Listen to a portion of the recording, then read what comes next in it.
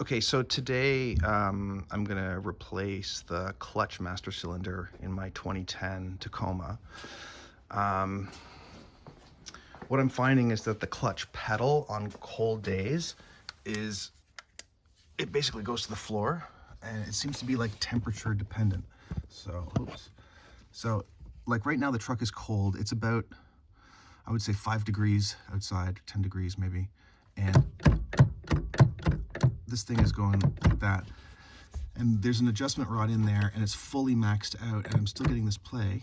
And then as I drive and the truck warms up, this will get stiff and it'll be fine.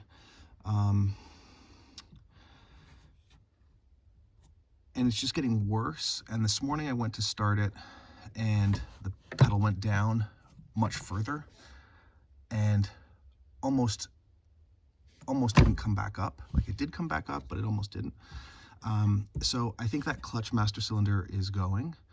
I've already replaced the slave cylinder and it's got a new clutch. So I think those things are ruled out, but this, the clutch master cylinder I think is the issue.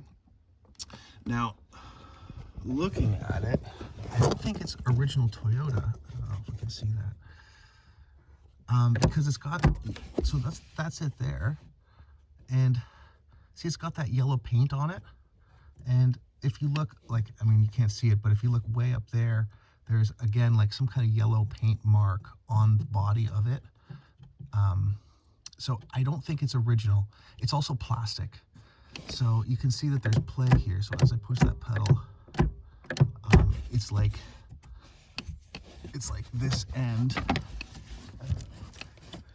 isn't quite touching the actual back of the pedal. This should be like just tight to the pedal as I push it.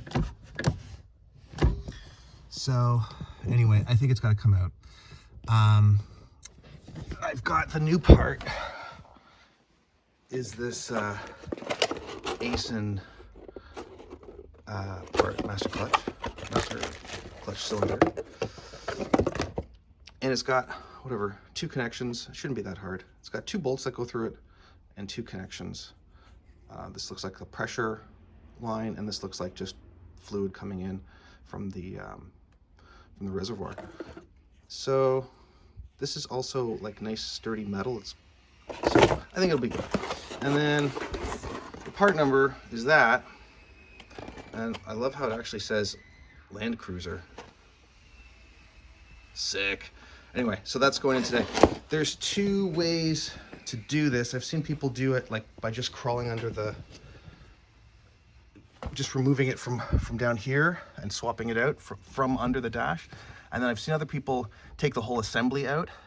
You've got to pop off some of the dash, take the whole assembly out, install it in a comfortable setting, and then put it all back. So I think that's what I'm going to do. I'm going to take the dash off and pull out the whole assembly and then swap it out. That way it can be comfortable and shouldn't be that bad. Okay, let's do it. Well, I'm going to get the party started. Under here is a 10mm bolt screw, and then take the bottom of this dash off. Sorry, so I pulled off this bolt and I pulled off this bottom plate and this floorboard down here. And then there's another 10mm bolt in here. I've got the bottom of the dash out. And now, so I'm getting closer to my clutch pedal. Now I've got to take off this fuse box, wiring harness, whatever.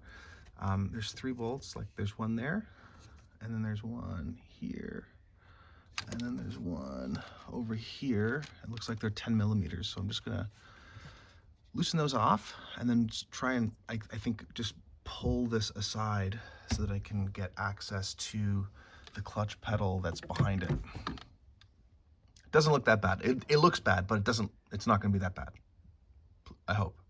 Okay. Okay, so I got the bottom of the dash off and loosened up some stuff. Now, I don't know if you can see it, but there's a bolt up here, right there. There's another bolt just a little higher on the left side. And that bolt, those 2 bolts are 12mm. They're gonna release this whole clutch pedal assembly. So it's going to be like the pedal, the master cylinder, and like some brackets and stuff. And then the lines are actually on this side. And the lines are just here. That's a 10 millimeter, and that's just some pliers, pressure clamp. And these lines actually screw into the back of the clutch pedal assembly. So once you remove them here, then what they screw into is actually the back of the clutch pedal assembly. So I'm going to release those and then release the 12 millimeters on the inside and try and pull off the clutch pedal assembly. Okay, so here's the clutch pedal, and there's the first bolt. So I've just got my 12 on here with an extension.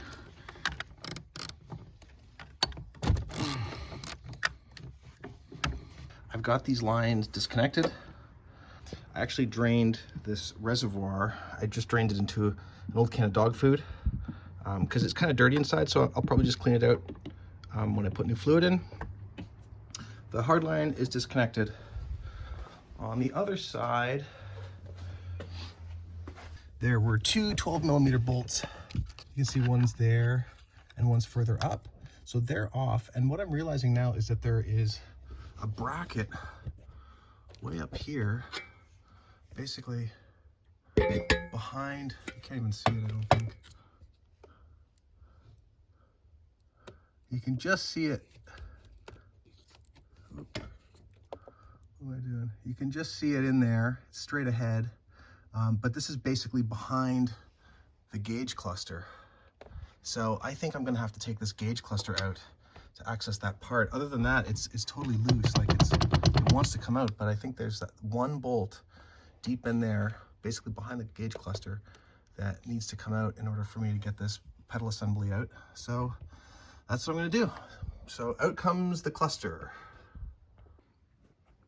Okay, so I pulled the cluster. There's no more cluster. Now it's just sitting on the armrest. And totally did not need to do that. That was a mistake. You can actually reach the bolt up underneath the wiring harness. If you just disconnect it, you can slip your hand through and undo the bolt from there. So I got the part off. It was some finagling for sure, but that's what it looks like. So it's this whole assembly, right? And so now I'm gonna, like, look at this part. It's like all plastic. It looks like it's worth like $2. But anyway, so I got the new one. It looks like they line up. And this one actually looks like it's a lot better quality. So this is probably a good move.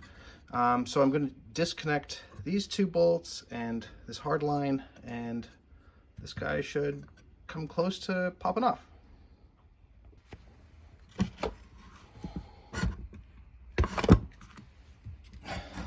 Oop, there it goes.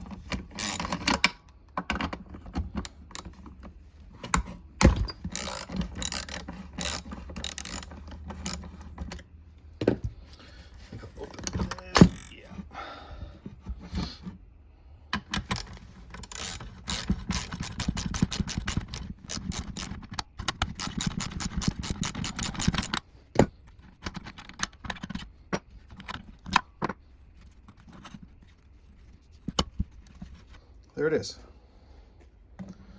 Okay, not bad. And there's my new guy. So what I'm gonna do is try and match these lengths before I put this all back, and then yeah, start putting it back together. Okay, so got the old part out here, and I don't know if you can see this, but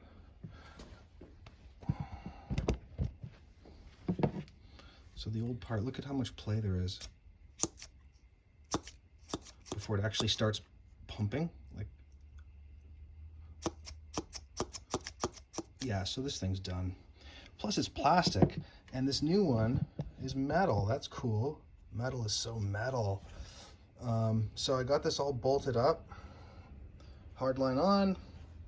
This like softer line on.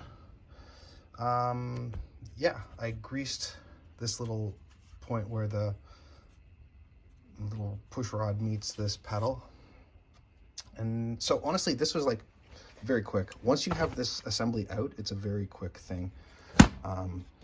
The problem is getting this assembly out. It's a pain in the butt. But anyway, it only took me maybe 45 minutes or an hour to get it out, and I was going slow, and then the actual swap took me maybe 10 minutes. So it's not a huge job. Definitely you could do it in the afternoon, but it's just awkward, and yeah. Anyway, so it's in, and I'm going to start reinstalling now. Okay, so the pedal is in. I've got the lines connected. I also took off this like reservoir and cleaned it all out and filled it up. Everything's connected inside. So now I've just kind of actually been just chilling out here, and bubbles have been coming up out of the reservoir. So I think the fluid is slowly filling up the tube and the new clutch master cylinder. And I'll just have to climb under it now and bleed it. Right now, the pedal is getting a little bit firmer, but it's still like it doesn't retract. So there's not enough pressure in the line, so I have to go down and bleed it off of the transmission slave cylinder, and then hopefully we'll get some feel. Cheers. Okay, so I got pressure in the clutch pedal now. Oh, lots of pressure. Yeah, lots of pressure in the clutch pedal. Oops.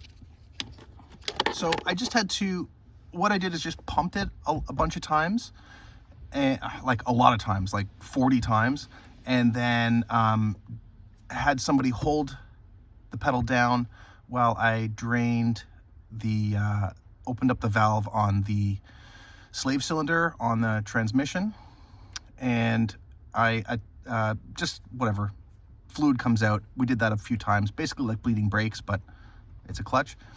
And now it's got lots of pressure. It feels really good. I just took it for a test spin. It feels fine.